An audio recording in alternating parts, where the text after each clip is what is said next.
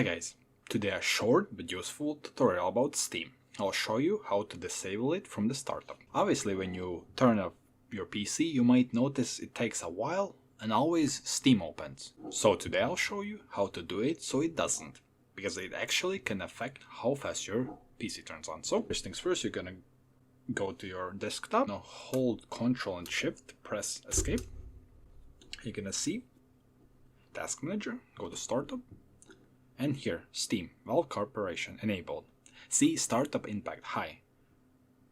So it definitely impacts it. So you just want to click, right click, disable. That's it. Another way is you can go to Settings, Apps, scroll down, Startup, and here's Steam as well. Just go from on to off, and it's gonna disable it opening every time, and also your PC will start up faster.